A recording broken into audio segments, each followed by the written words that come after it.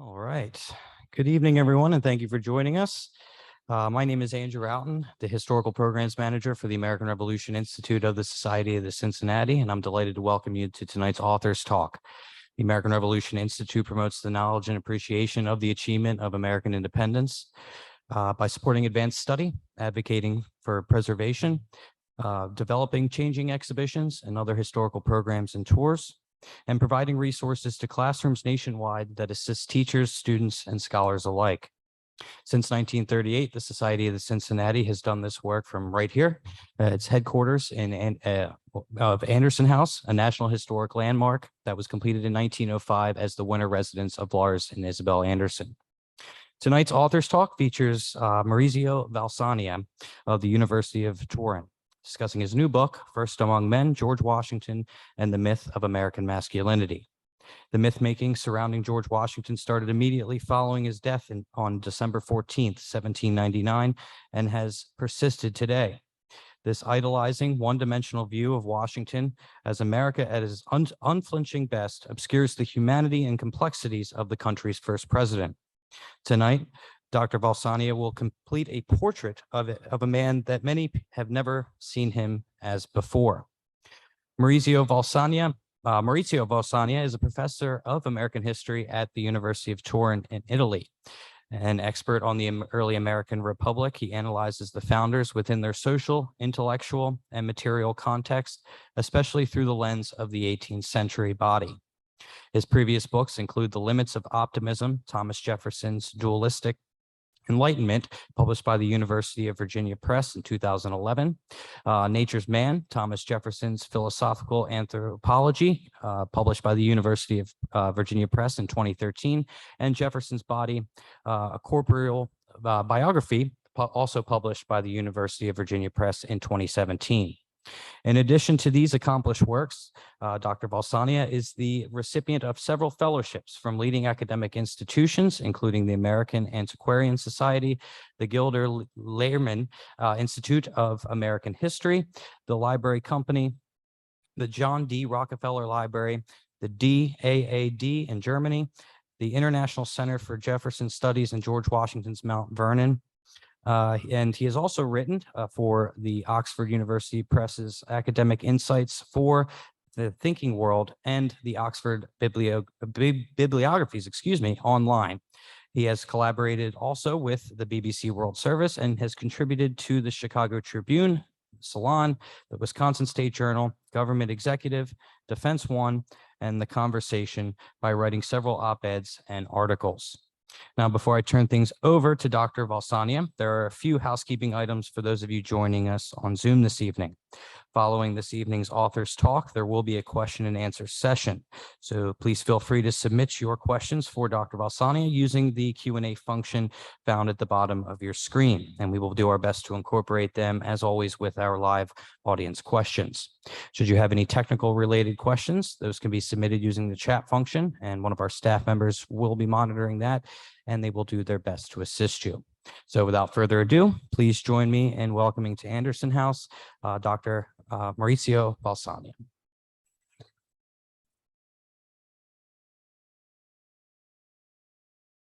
Okay, so thank you very much. And so Andrew, that was a wonderful introduction. I don't know whether I really did all what he said, but anyway, so we're here tonight, and I will not follow any script, so that's not a conference paper. I will wing it, as we say in Italy. So this comes with some minuses, because I might repeat myself a little bit, but also I think it's the best way to try to connect with you in a more direct way. So let me start with the title and trying to explain what the title means, because First Among Men, from my point of view, means two different things. And the first is, well, let me start off with this sentence. This is not a woke book. So I'm not trying in any way to demote Washington, or to cut him down to size, or to show that he was a bad guy or anything like that. And it's just something completely different. What I was trying to say, first among men means two different things. The first is that there is something literal in that sentence, in that phrase, first among men. He was the first among men, not just because he was the greatest or the tallest or the most athletic, or you name all these myths. But it was the first because he had no precedents upon which to mold his life experiences. So he was the first general in the Continental Army. He was the first president of the newly born nation. So, and as he said, some occasions in some letters, you know, the eyes of Argus panopticon are upon me, and every movement I will make will be subject to scrutiny and to criticism. So bear with me. He was the first among men, especially in the sense that he stood up to start something that couldn't be just traced back to other precedents. It couldn't just look back at what other men in a similar position did in the past and to take his cues from those examples, because there weren't such examples. He had to really to stand up and to be brave enough to run the risk of a total failure. Okay, so there is this existential dimension which is entailed in the word first. Being a first is not always something that you are craving for, right? It's something scary in so many ways. And then on the other hand, there is I cannot hide the fact that it's kind of sneaky in a way, because it's a joke which is not on George Washington, but it's a joke which is on some biographers and some Americans who seem not to have enough on about George Washington, you know, because they say, well, George Washington was 6'7" tall, and he was an athlete, and he could outdo every opponent single-handedly, and he could, you know, we'll go into all that. So bear with me again. Considering George Washington through a cliche, whatever cliche you have in mind, is so disrespectful. And on the other hand, studying him and analyzing what he did, what he succeeded in doing, or what he did not succeed in doing, is much more respectful. So we show, this is the bottom line, we show George Washington more respect, not less, when we consider his complexities. So the first among men is also a way to destroy, you know, all the legends and myths that have been accumulated and piled up over the century. Even before he died on December 14, 1799, he was already turned into an icon and a legend and something which is not real by definition. And let's have a close look at those legends. You know, you must be familiar with what I have in mind, right? You know, he wakes up and one morning, he takes the silver dollar and he tosses the silver dollar across the Potomac. It's not the Potomac, it could be the Rappahannock or whatever river could have been. Or on another occasion, a horse slipped and almost fell, and he stood up and he saved the horse with the power of his biceps, or, when he entered a ballroom, just like this one, all the women present would start drooling and almost swooning because he was so seductive. Are you with me? And we could keep going along similar lines. So what does this teach us? Well, one single fact, that all these myths were crafted during the 19th century. So they belong to, and they tell us something more specific about the ideals and priorities and taste of that precise period. So the 19th century, you might agree with me, didn't start in 1800. Oh, maybe in America it did start in 1812 with the famous War of 1812. And then you have the peace signed a few years later, which is in itself, the War of 1812 is a pointless war because no one gained and there was no achievement. But the aftermath of the War of 1812 was staggering and amazing, because the United States, this such a young nation, enjoyed decades of prosperity, and the westward expansion took place, which is good and bad at the same time, as it always happens in human lives, right? So there is something good because much more white citizens could expand, could set up a farm, could enter the body politics as active citizens. So it was good for some, but you also know that opening up of the westward expansion after the War of 1812 also signaled the golden age, so to speak, of the institutional slavery, because we will have the transition toward other staples, which were even worse than in terms of labor consuming crops. They were even worse than the tobacco. So it's the cotton. The cotton comes about as a staple, and you have swaths of enslaved people moving south and taking care of those fields. And all this is connected to a level of violence and brutality that cannot be minimized. And yet, at the same time, it's not a either or perspective, because at the same time, so many new citizens could enjoy the boon of a expanding democracy. Okay, so the 19th century was in many ways a promised land for many American citizens.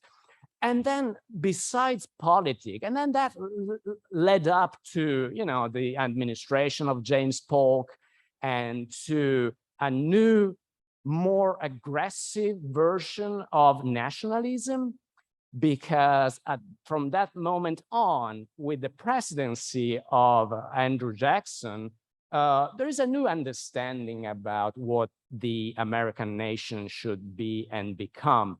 It's more muscular, it's more aggressive. There is this, you must have heard about that, the myth of exceptionalism, and there is also the myth of a manifest destiny. So, which are not words, and this is not a vocabulary that you would have found by perusing the letters and other documents belonging to the founders' generation. So this is not a 18th century idiom. This is a 19th century idiom.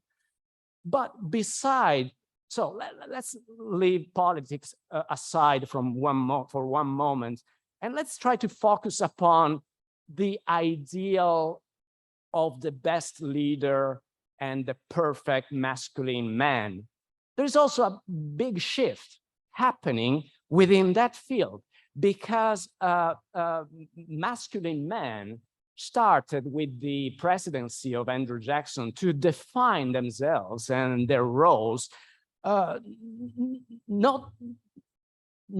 along the lines that were familiar to the founders, because for a founder like George Washington, to be a masculine man meant basically to be able to control your own passion. It meant to be self-effaced enough to not to challenge to a duel your opponent. It meant to be able to strike compromises. It meant, in one word, civilization, and in another word, politeness. We'll be touching upon the level of violence in a moment, because civilization and politeness are not necessarily good, but they do tell us about what the 18th century, especially upper class men, tried to achieve with their own sense of masculinity. Being a real man in the 18th century didn't mean, to be brash and reckless and single-handedly jumping into the battle and committing, deeds that are under the urge of passion, and, doing that kind of behavior that we see so many times acted out in Hollywood movies, right? Are you with me? You must be familiar, of course you are, with the characters played by famous actor John Wayne, a man gotta do what a man gotta do. This is not the 18th century. In no way to be self-preening, boorish, to be so ready to snap and so ready to brag about your personal achievement did not belong to the repertoire of the founders, and certainly not to the repertoire of 18th century men. But at a certain point, that kind of male ideal became prominent, and not only among the lower classes, but also among the upper classes and the top echelon of society. I did mention, right, the President Andrew Jackson. You know what kind of man he was. He was a duelist and a brawler, and when he entered presidency in 1828, he was a wreck physically, because he had a bullet lodged in his lungs, and so he I cannot go into graphic details, but he kept spitting, and it wasn't really very pleasant to see. And also, he was so rash and so, as Jefferson would say, so prey to his own passion. It's an interview that Thomas Jefferson gave in 1824 to a journalist, and the journalist asked Jefferson to comment on this new national hero that was looming so large, and the hero of the Battle of New Orleans. And the journalist asked Jefferson, so what do you think about Andrew Jackson? And Jefferson said, well, his passions are terrible. So he also said other things, but this is the point. You can see that there is a big shift happening at some point in the 30s or 40s of the 19th century concerning ideals and practices of masculinity. Males started to embody and to envision themselves through the lens offered by other models that were totally foreign to the ideals and models that animated the 18th century society, the society to which the founders belonged. So when we look at this context, okay, the 19th century and what leaders do, what upper class men do, we can see where all these legends about George Washington as a Superman and a He-Man, an athlete, come from. Because all those descriptions come from the 40s and 50s. Sometimes there are memories written by those who might have known him during the revolution, but confessed to someone decades later in a completely different context. So I should have probably brought the, you are familiar with the Emmanuel Leutze's Washington crossing the Delaware. It gives you that painting, which is massive and beautiful in so many ways, but it gives you, it's a masterpiece of realism, not because the Battle of Trenton really started out that way with George Washington, standing at the prow of the boat, of this overloaded boat, with that brash attitude. So you cannot, I'm joking, I'm a clown, I'm sorry about that. But so there was no reason for, it's kind of ridiculous, right? To think that any general would have stood up on the prow of that boat in the way it is portrayed by the 1851 painting. Any jolt to the boat would have plunged the general into the icy water, and everything would have ended there. But all this resonates with a context which made sense in the 19th century. So, and the question comes, how is that think about, just to give you the example, let's talk about the stature, how tall George Washington was. Why, where does it come? Where does it come from, this obsession that you find among some, not all, but some biographers about, keeping saying that George Washington was 6'3.5", 6'4".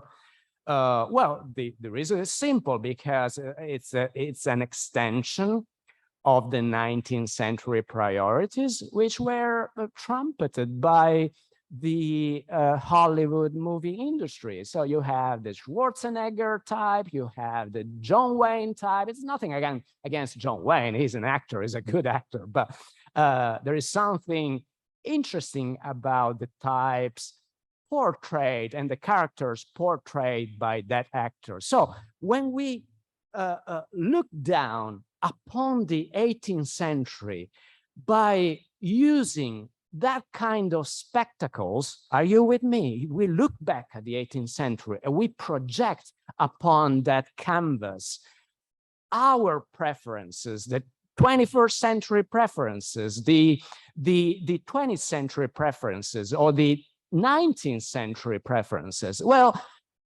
that's what the myth, the book is about. So that's the myth I'm trying to demolish. And what about the real George Washington? Well, we were on the topic of the stature, so let's talk a little bit about that. How tall was George Washington really? Well, it's impossible to provide the precise figure for obvious reason, because we cannot gauge him by using our meters. But he stands out as an 18th century man who was very fastidious about his apparels and the clothes he wore. He was very knowledgeable about the qualities and the types of fabrics. He could name so many types of fabrics that it's really amazing. We have lost that by and large. So, but the 18th century man, especially the upper class 18th century man, had that level of expertise. They were knowledgeable, fastidious. They were able to crack the code of the elegance and society, what society was expecting from them. and they abided by precise rules. So when George Washington sends out his orders to his tailors and purveyors in either Alexandria or in London, he provides the measurements of his own body. He says how tall he was. And it is surprising that some biographers may overlook that fact with such brashness. You know, he says, okay, a couple of letters. Okay, I'm 6'2" in my shoes, and 18th century shoes had a heel which was probably 1.5 to 2 inches, give or take. In another letter, he says, well, I'm full, because he was concerned about having his tailor to get the measurements wrong, and so to make a meager figure in society. So he's very precise. He says, I'm full 6 foot tall, rather slender than corpulent, which again tells us something about, you know, what we deem a real man should look like, with an imposing torso. General Knox was probably that kind of man. And so, but I will go back to that in 1 second.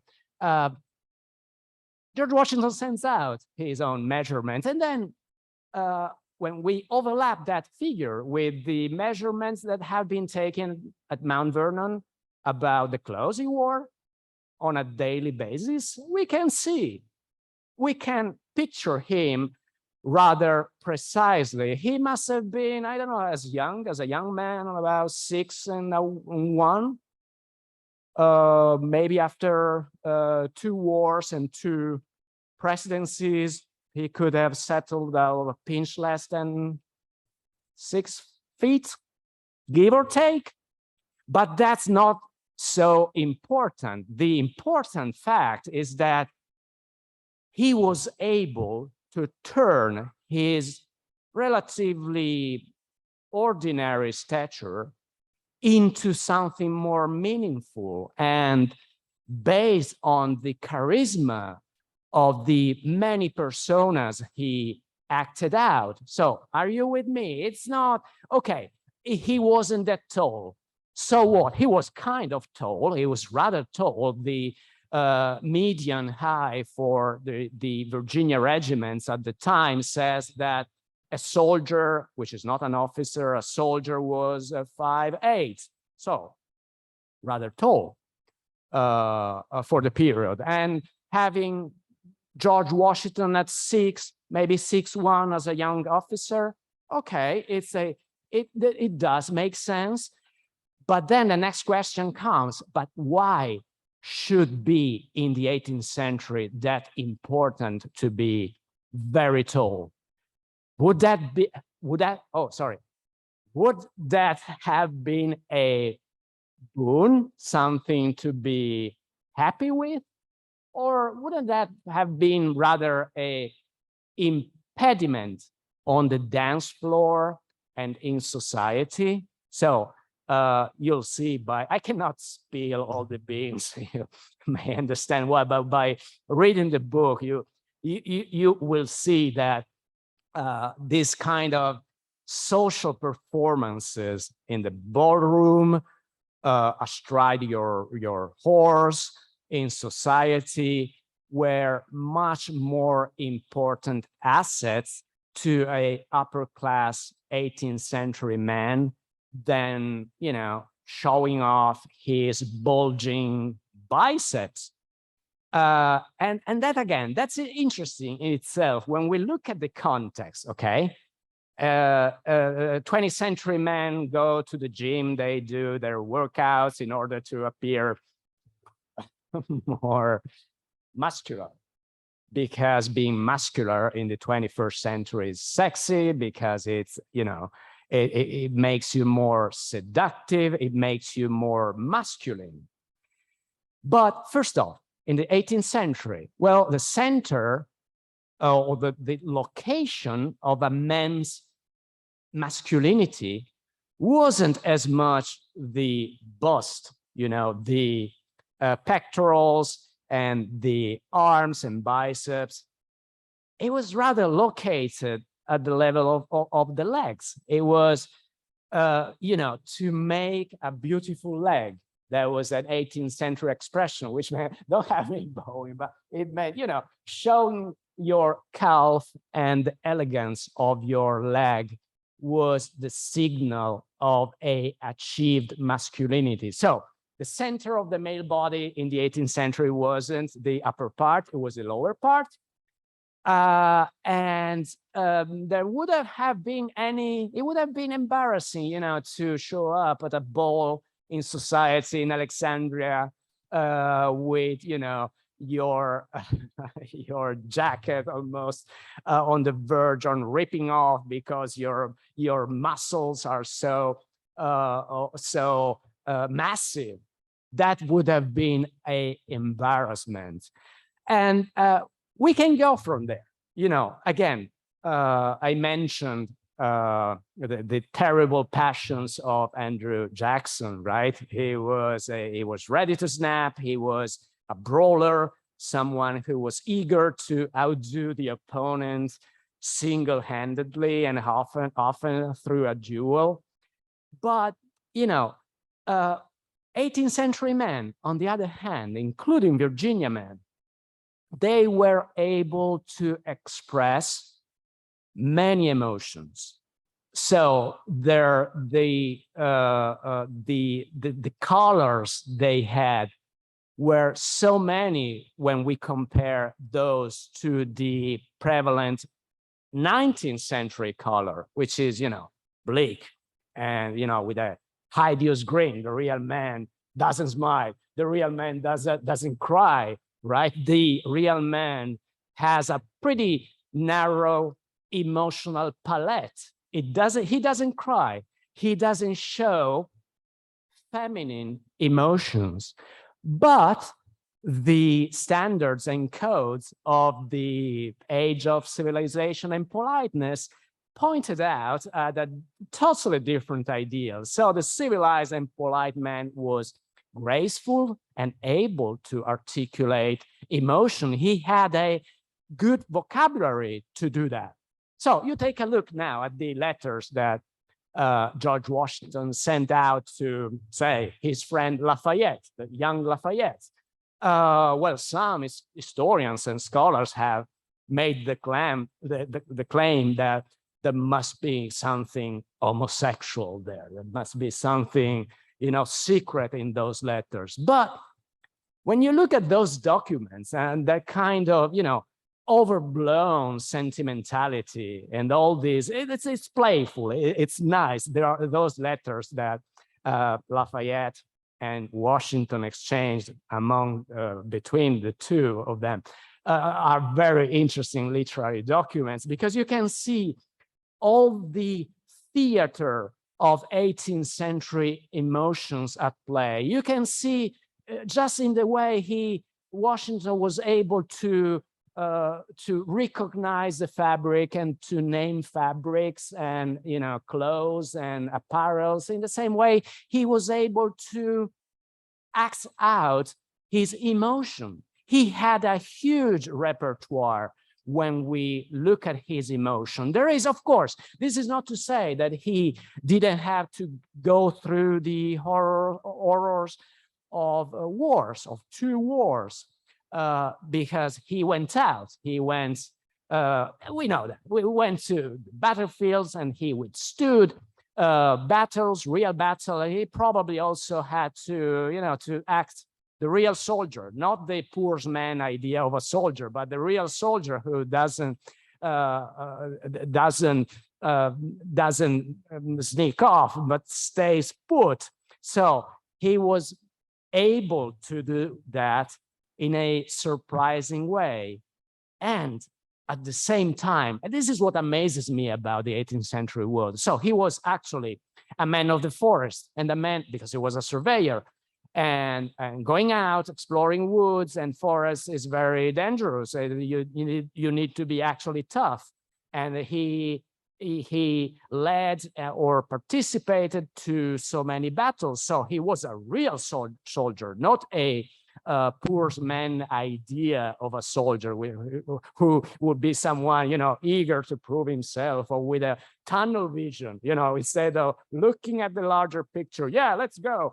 Let's kill all our enemies in a mode that would remind us of many, again, Hollywood movies. So George Washington was very familiar with the brutal world of the 18th century. And yet, at the same time, and this is the fascinating element, the fascinating tension, at the same time, he was able to express a huge array of emotions in a way that 19th century masculine men would have labeled as feminine. So something less rather than something more that a real man was supposed to do and perform. So this is the context that myth elicits, that lets you see. It's not about I'm not trying to diminish George Washington, but I'm trying to look at him in the way he himself looked at his own personas. Okay, maybe I can stop here and then we'll have, I was supposed to talk for 10 minutes, maybe it was more than that, but it's, okay, so maybe we can bring forward other topics through the questions and answers that we may have. And I don't know whether that was a talk, but it was what came out. So bear with me, sorry. Yeah. No, just questions, please. Yeah, sure. Yeah, so if you have a topic that you're interested in pertaining to George Washington, he is fielding the questions now, so fire away. As far as masculinity, I have heard what you've said is that now you can't, you always have to filter not just Hollywood, but other epics.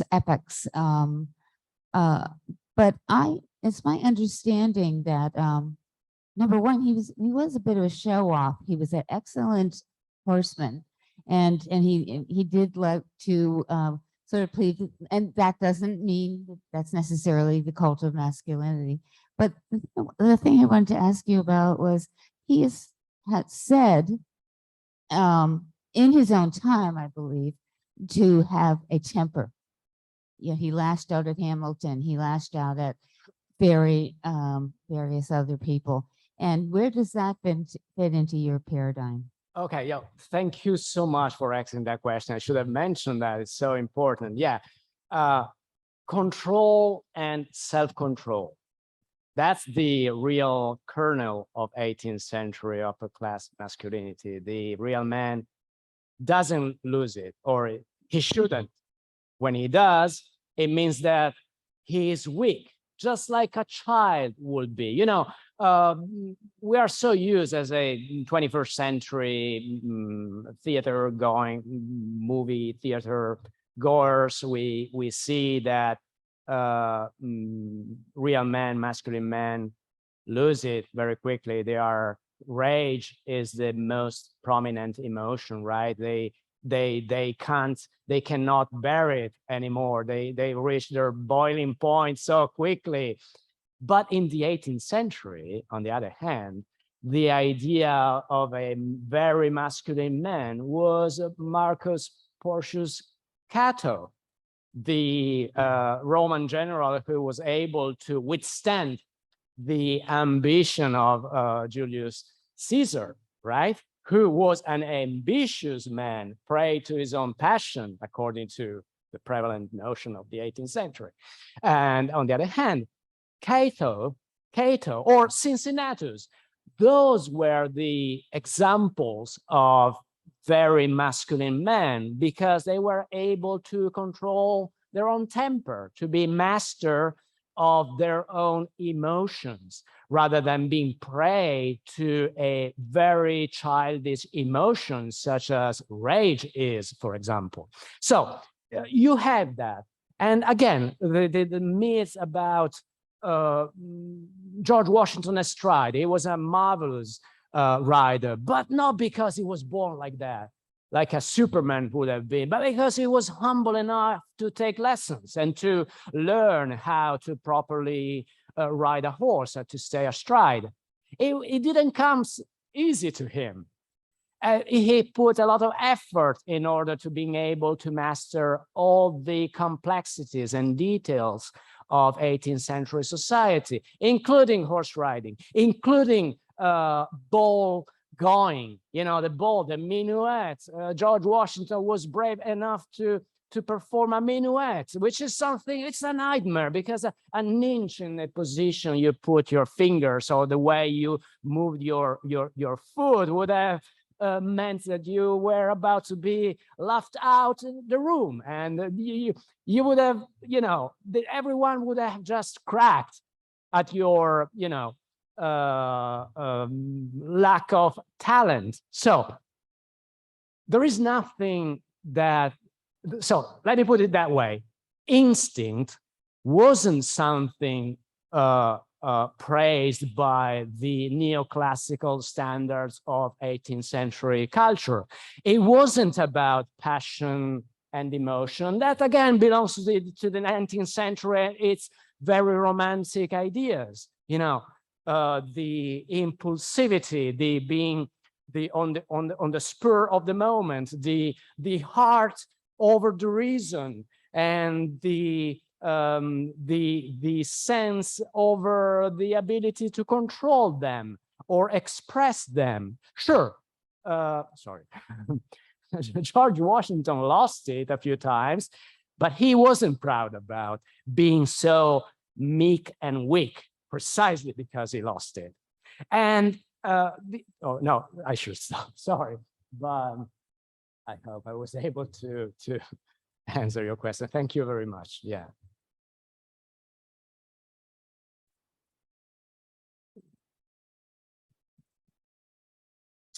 Hi, thank you very much. What role, if anything, did his grandson or adopted grandson play? I didn't hear you. What role did his adopted grandson, George Yeah. Custis, play in sort of the changing myth of George Washington? Because I know he promoted his grandfather a lot and did a lot. Yeah, he is one among the major sources of the 19th century myths. And a big chunk of the legends we were aware of today comes from him.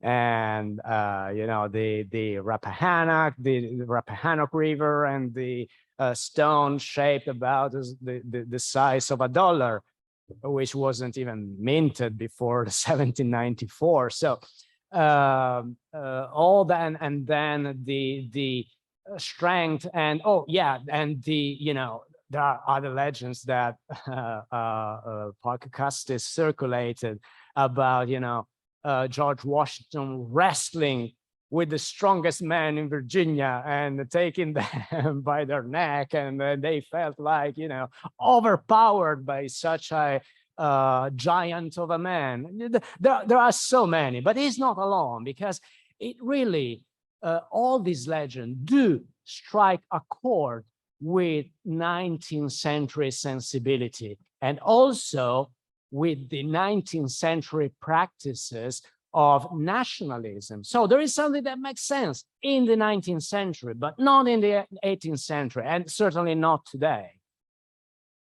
So yeah.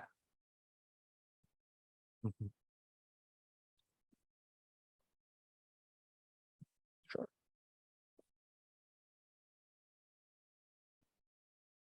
Two of us were talking shortly before you began your presentation about the source materials that you used for your research, whether it was Mount Vernon or elsewhere. Perhaps you could tell us a little bit about what documents or letters were the most important for you to rely on. Thank you. Yes, we did have this conversation earlier on.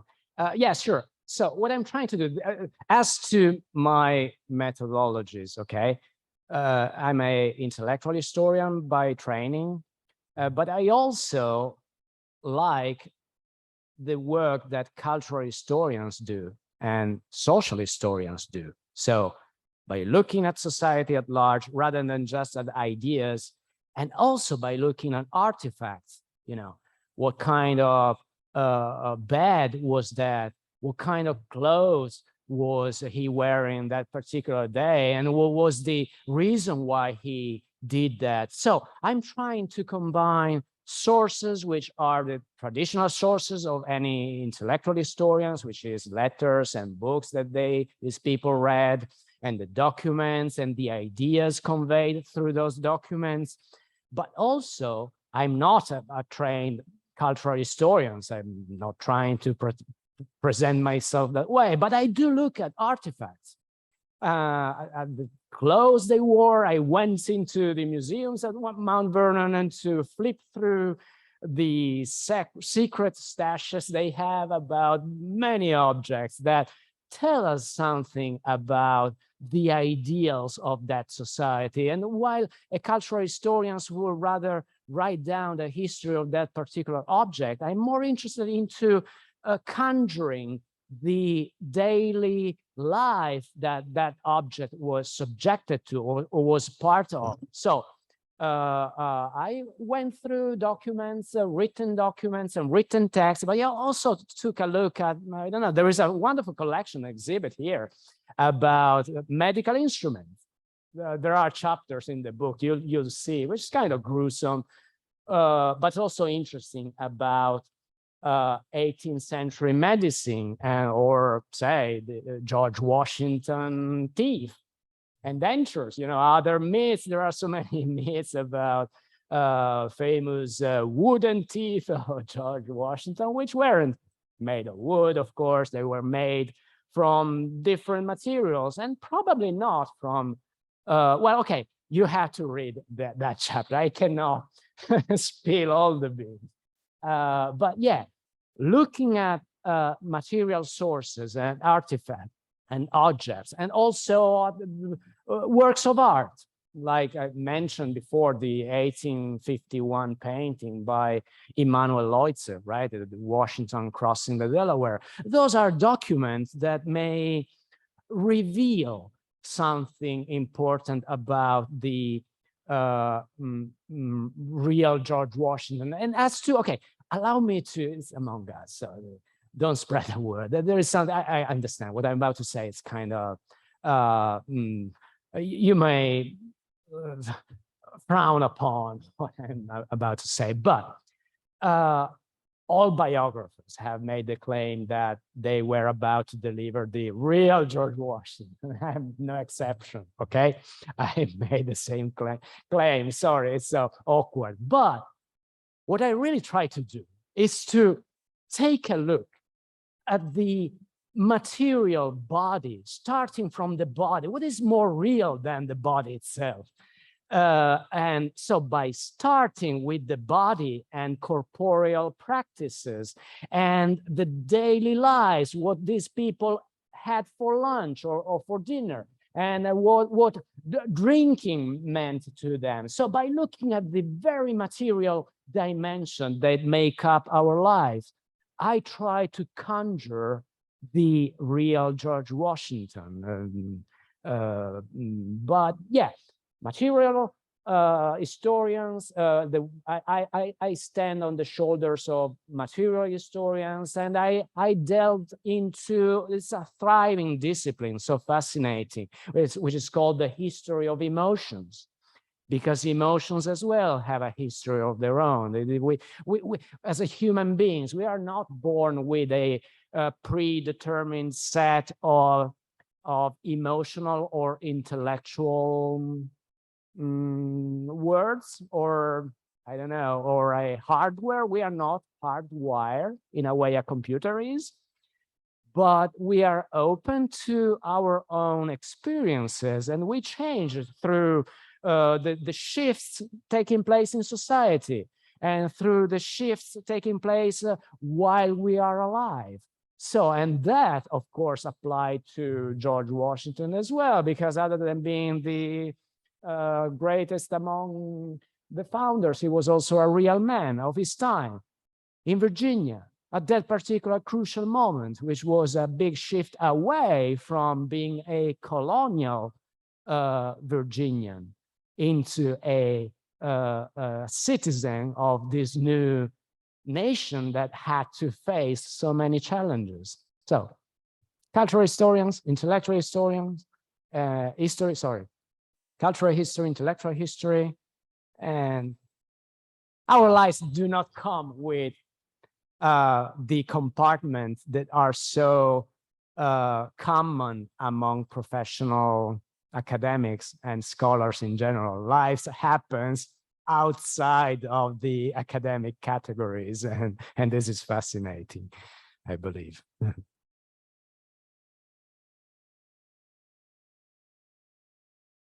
Please. Sure.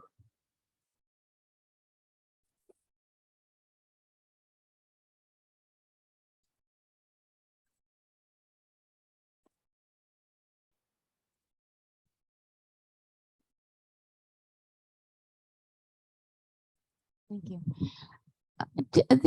There is a myth, perhaps or apocryphal, that one of the other founding fathers called George Washington the dumbest president. Now, maybe you've never heard that, but the rest of them all had gone to Oxford. They were lawyers. They were very well trained, whereas he had to leave to find work as a 13-year-old. And again, I may be getting I'm not a scholar on this timeline, but that being knowledgeable, he was a person who knew how to keep his mouth shut. What's the old saying? Better to keep your mouth shut and be thought a fool than to open it and improve it. I also understand that he spent many hours knowing that he had maybe social flaws, intellectual flaws, and he would copy out how to act properly in the niceties of social interaction and that kind of stuff. And that certainly would show in a way a humble man and a strong man. But again, I don't know how much of that is apocryphal. Yeah, no, I think that touches upon a very important topic. So yeah, he wasn't born into the best of the aristocracy of Virginia. He had to work his way through and up the ladder. And sure, by comparing himself to the real aristocracy of the time, the Fairfaxes, right? The Lord Fairfax, and then his friend George William Fairfax, and even his half brother Lawrence Washington, right? Those people had the best connections. They really belonged into the top echelon of society. Then went to Britain to study and to get their degree, while George could not, because his father died when he was too young, and then his mother couldn't afford sending him out to Britain to get his degree. But you know, what is a disadvantage may turn into a boon, because as a boy, for sure, George was able to observe and to take his cues from the models he had around him.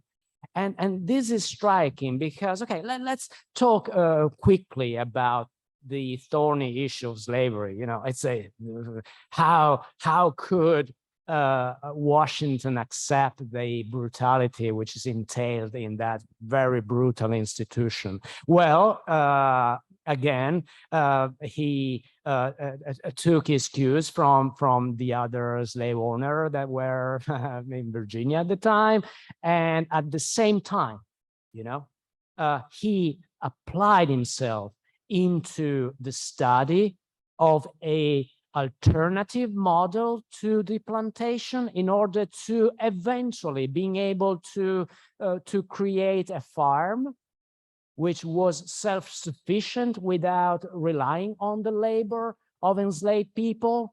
he didn't succeed in accomplishing this transition, but he did as a farmer. There's the wonderful book by Bruce Ragsdale, the founding farmer, in which all these study and application and ingenuity was applied by Washington in order to come up with a better solution, to move away from what he eventually realized was something cruel and not healthy, not only for the people involved and those who were targeted by the institution, but for the nation itself. So he looked at the common practices among the slave owner of 18th century Virginia. He wasn't satisfied by that, and he tried to come up with a different solution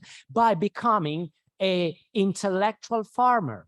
And this is fascinating in itself, and it tells us something important about the ability this man had to change and to adapt and to take his life in his hand, to accept the challenges was an important component of his personality. And you see that on all levels, in his mind, in his body, in the way he learned to perform a minuet, in the way he learned to become a good horseman, in the way he tried to craft a alternative model to the plantation system by relying rather than on staples such as tobacco or grain, on other produce and on whiskey and on other things that would have made possible the transition from that labor system into a different labor system. So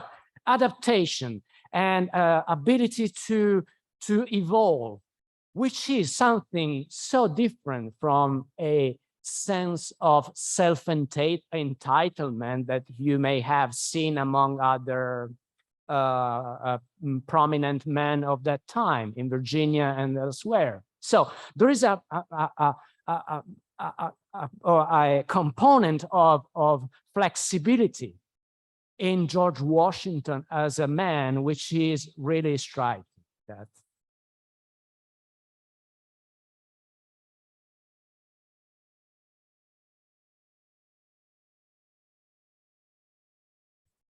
Another consideration or insight on his education would be the fact that before he became an officer in the British Army in the 1860s, his profession had been surveyor, which may have had something to do with the Congress picking him to choose the location of this city. Yeah.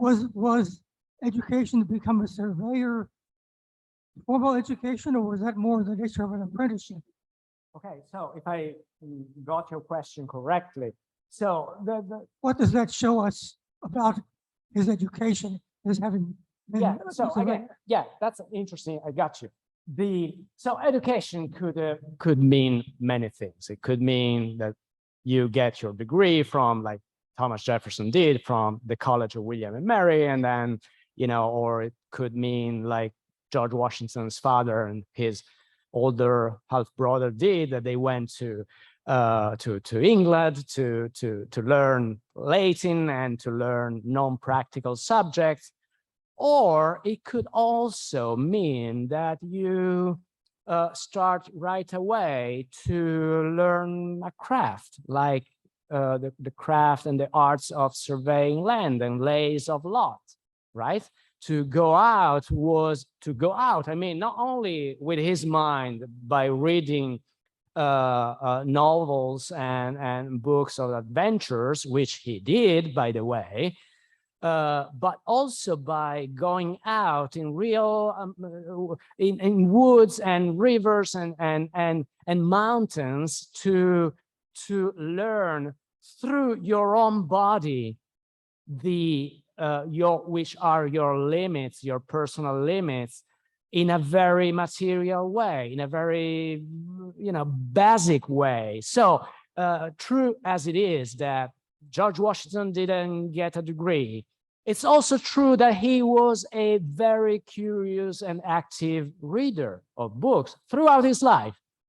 And it's also true that he used his own body and physique as an instrument that made possible for him to learn something about the wilderness of America in a very personal way. And if I may say, in a very unique way, because among the founders, George Washington stands out as the most, as perhaps the only real outdoorsman, right?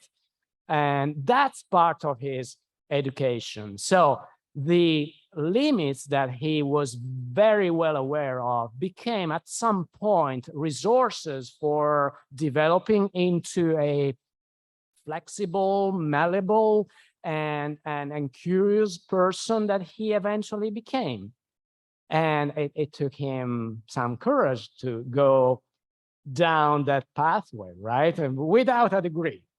And that's part of, so in the book, I do touch upon, the education of George Washington, not only through the lens of the degree or that he did not achieve or did not get, or through the books he read, but also through the experiences, very practical ones, that he made.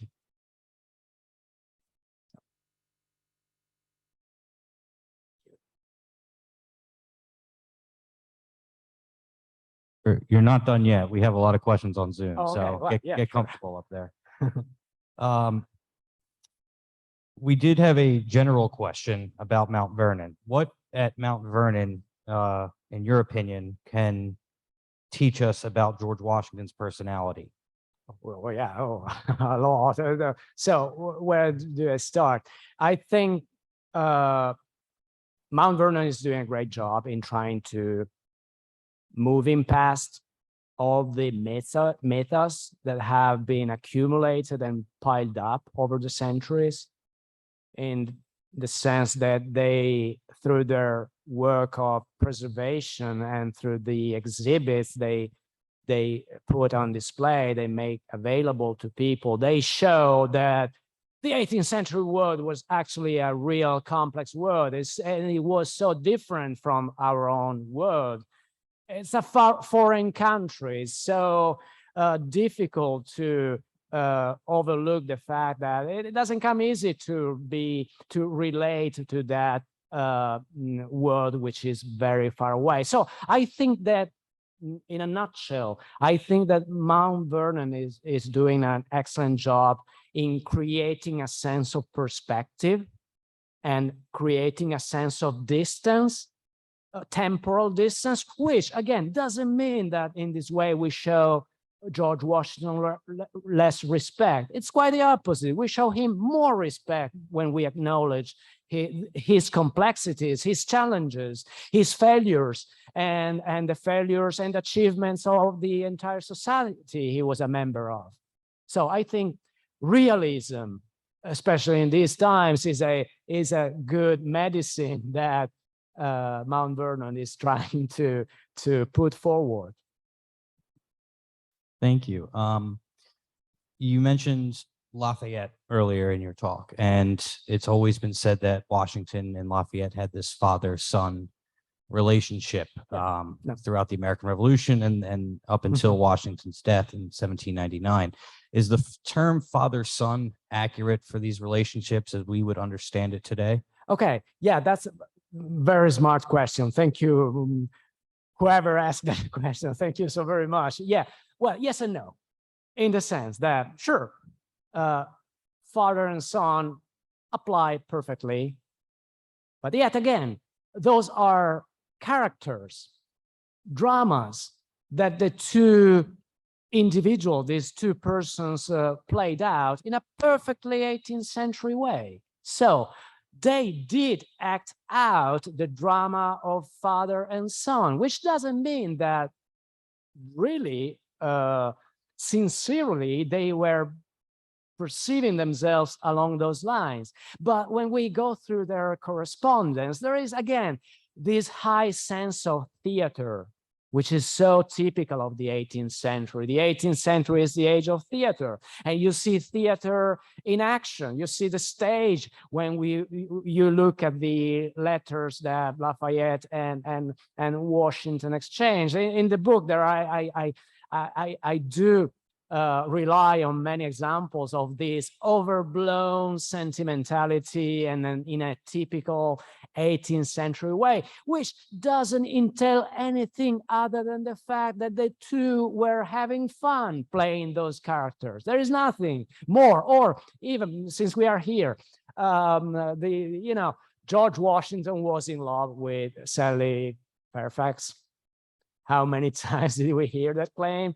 Well, I don't think that's the case, because again, when we pit those letters, those love letters, against the background of what was the typical overblown sentimental letters written by 18th century correspondents, we see the same pattern at play. It's the same thing. It's just this overblown sentimentality, which was amusing in itself.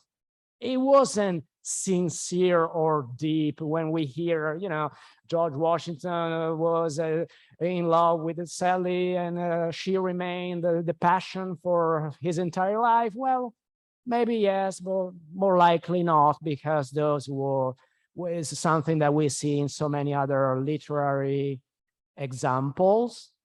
And then again, there is this other, the smoking gun. But if the two were so in love, how is it that the letters exchanged by the two were included in a package that was sent to Sally's husband? So those letters circulated among, husbands and wives. They were read aloud in public. They were entertainment, nothing more than that. They were the representation of love. It wasn't real love.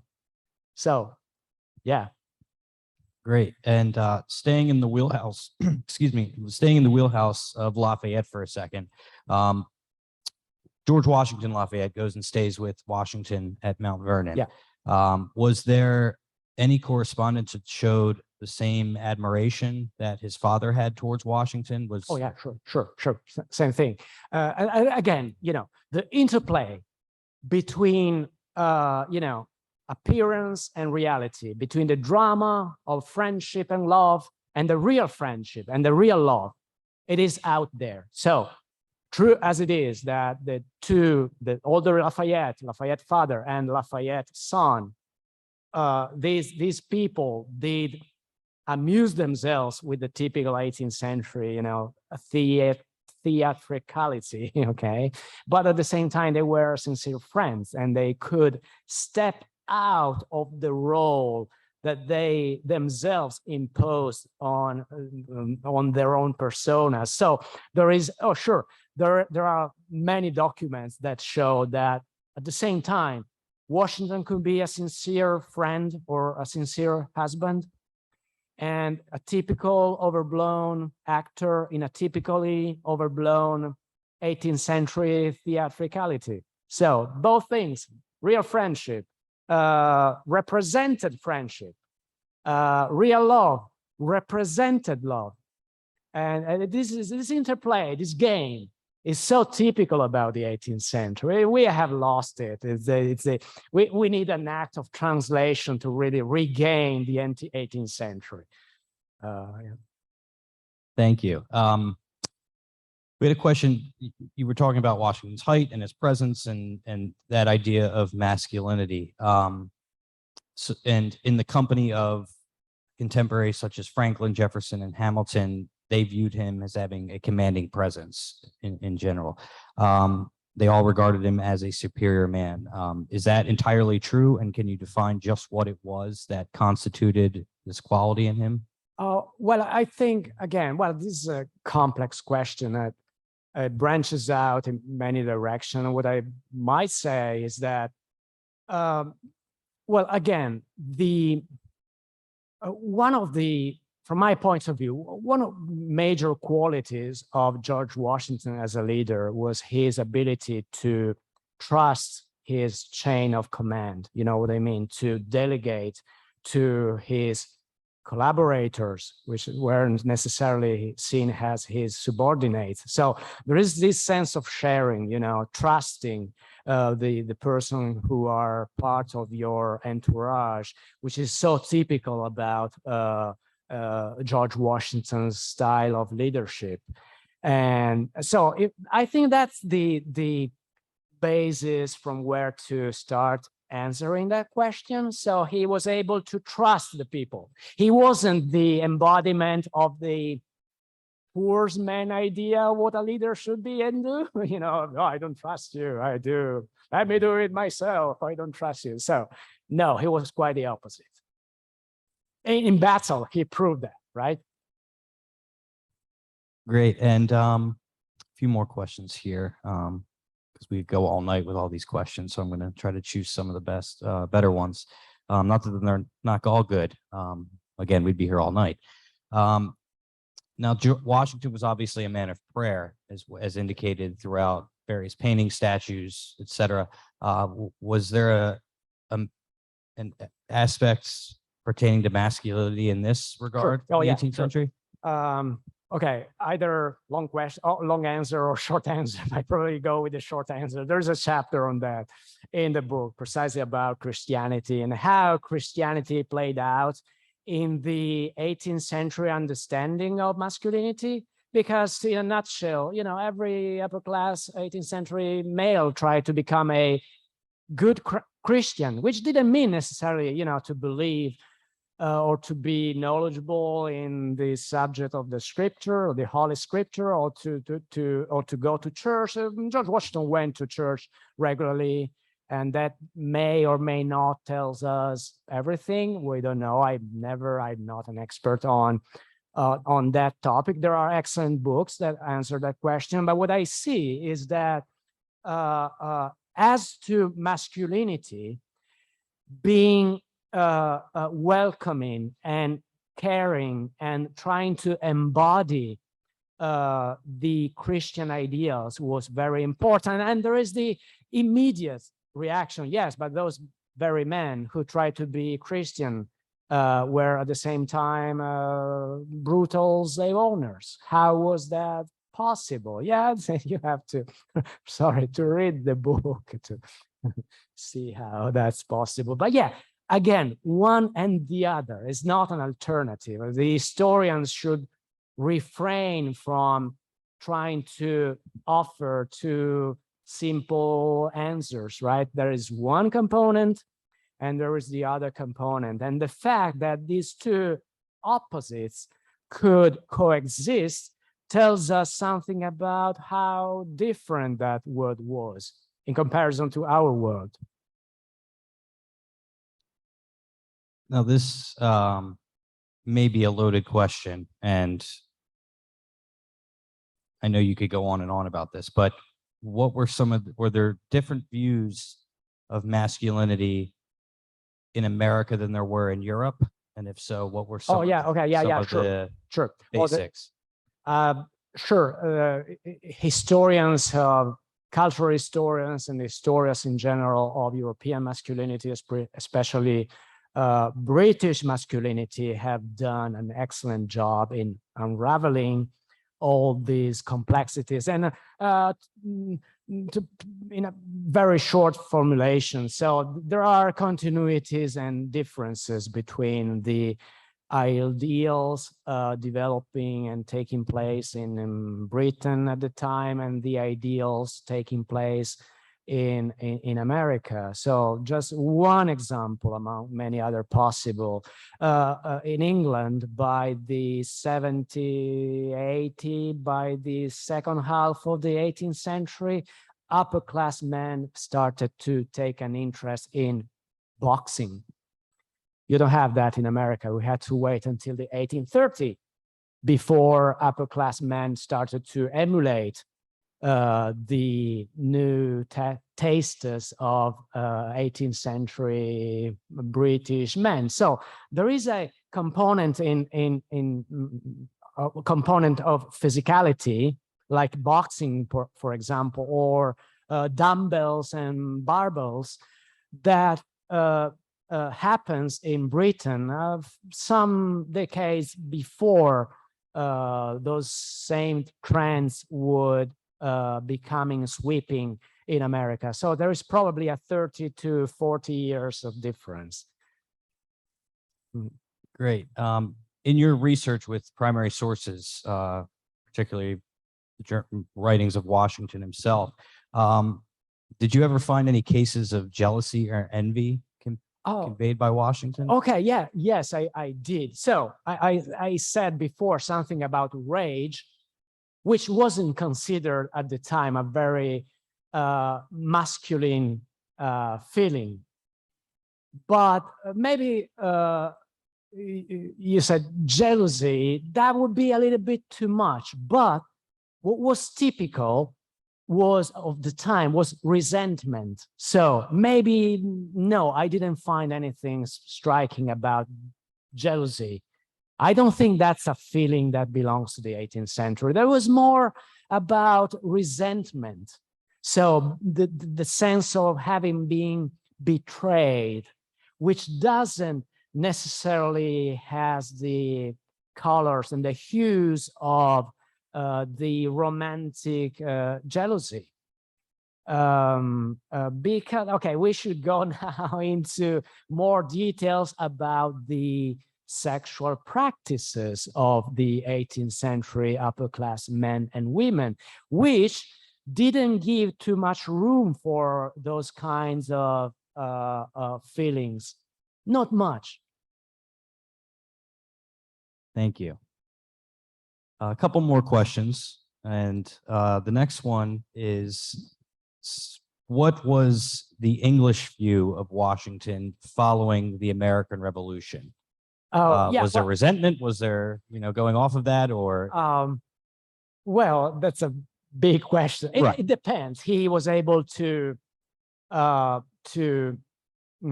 stick to his friends, whether or not they were loyalists or patriots. So he was able to encompass the ideological differences in a way that maybe to a 19th century mind wouldn't make too much sense. But he was a man of the 18th century, for whom the virtue of self-effacement and the values of civility and politeness were superior to rage or vengeance or something like that. So he wasn't touchy. He was not touchy. That's another important character and dimension pertaining to George Washington. And he was touchable. Quite the opposite, but I cannot spill the beans. There is something about George Washington touching and being touched. Great, thank you. And I've been in the last few questions trying to combine as many questions into one. So we're gonna end with this question, and it surrounds the biggest myth of them all. Is the Parson Weems fable of Washington cutting down the cherry tree a reflection of 18th or 19th century values? I think the answer is implicit in the question. Now, it was definitely Parson Weems made up so many other legends and that. I don't know. I didn't look at the things from the point of view. That should be an interesting topic for an article or something, to look at the things from the point of view of Parson Weems. And why did he feel the urge to come out with these wacky ideas about the cherry tree? He was trying to convey a message, that's for sure, but it was entirely made up. Well, since we're on myths, I figured I'd throw that in there at the end. So I think that's a great place to end. I want to thank you one more time. Thank you so much for coming out here tonight and speaking with us tonight. You gave us a fascinating new perspective on Washington and 18th century life. I hope this entices those of you still here to go out and buy a copy of the book in the back, or if not here, somewhere else. So I appreciate you all coming out, and for your continued support of our mission. Same goes to everyone who tuned in with us tonight on Zoom. So again, thank you very much, and we will see you next time. Thank you very much. Thank you very much for coming.